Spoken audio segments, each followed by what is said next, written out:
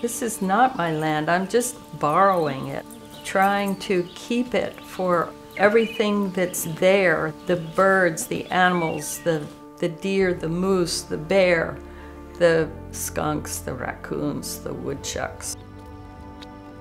Our farm was first cleared for agriculture in the late 18th century, so it's been producing food for 250 years. And I know going forward, I can kind of see those people out there ahead of me. So it feels really wonderful and peaceful to feel like I'm part of this long chain. I'm both the CEO and the janitor of my property, and that's kind of nice, you know.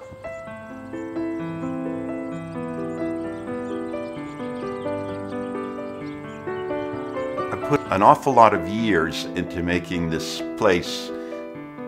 You know, it sustained my family and we've sort of sustained it. I'm the 6th generation, maybe it'll be 6 more, maybe it'll be no more. I don't want to control what my children do. If it doesn't work for them to continue on the farm, I would still like the farm to continue as an entity rather than to get carved up into house lots, which is what happens around us to a large extent.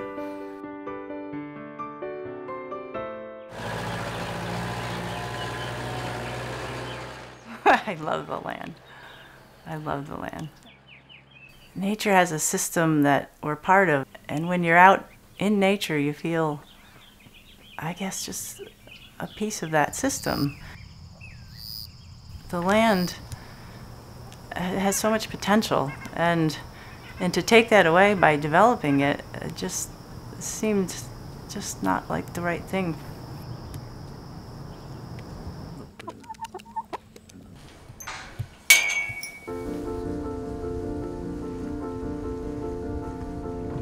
Six or seven great-grandfather on my mother's side moved up here in 1785, built a log cabin, which is our dining room.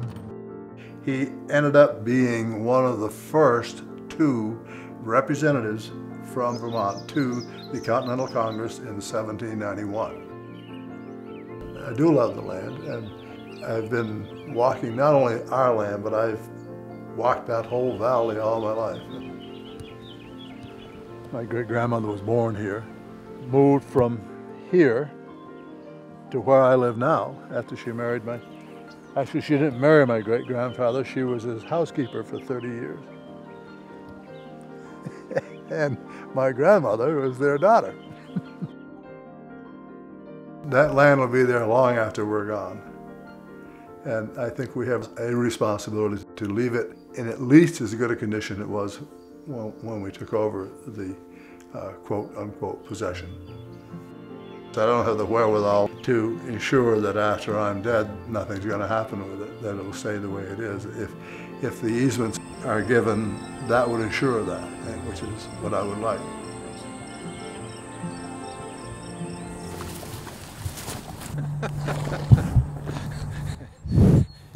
Come on here. Come on, leave him alone. I raise draft horses and I keep mares and foals in various pastures, and there's always people that are stopping and having lunch or looking at them or, giving them a carrot. And, I guess some people call that a working landscape. I felt it was important to keep it that way. It's quiet and peaceful. A lot of wildlife.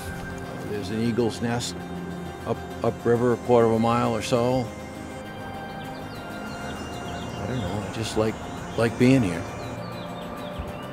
You don't miss it until it's gone. There's a lot of people that say when you conserve land, you give away your rights or you lose control, and my argument is you don't lose control, you gain control. I think people sometimes think that conservation is taking land out of the tax base, it's taking land out of the future. And I feel just the opposite. It's taking land and putting it into the future. After my time, it will still be there, and it will still be there for people to enjoy. I never anticipated how much pleasure I get from talking to people about the land, and they are always saying thank you.